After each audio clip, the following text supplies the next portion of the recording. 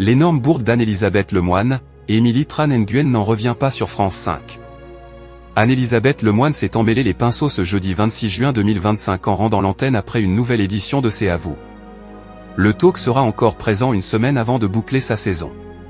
Le philosophe Bernard-Henri Lévy, le réalisateur Luc Besson mais aussi le colonel Alexandre Jouassard figuraient dans la liste d'invités de C'est à vous ce jeudi 26 juin 2025 sur France 5. Le conflit Iran-États-Unis, l'attitude de Donald Trump vis-à-vis de Volodymyr Zelensky, la santé de Bruce Willis mais aussi les inondations qui touchent le sud de la Chine ont été au programme.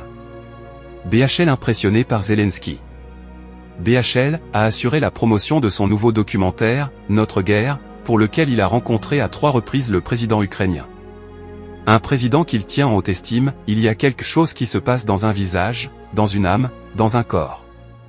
Volodymyr Zelensky incarne quelque chose de très grand et ça se voit. Aussi, l'invité a dénoncé la violence et la vulgarité de Trump quand il a reçu son homologue ukrainien au bureau ovale avec une tension mémorable, si bien que la conférence de presse prévue à cet égard avait été annulée.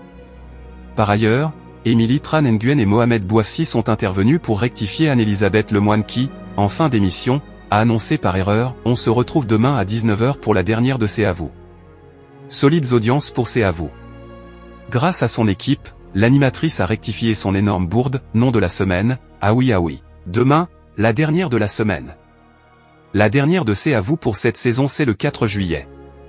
Elle avait également signifié que la fin de saison était à date du 5 juillet. La première partie du talk a convaincu 975 000 aficionados, correspondant à une part de marché à hauteur de 7,5%. La partie suivante, démarrée à 20h04, a séduit 712 000 Français et 4,2% d'entre eux devant le petit écran. Le final a quant à lui mobilisé 1,17 million de curieux, soit une part d'audience s'élevant à 6,7%.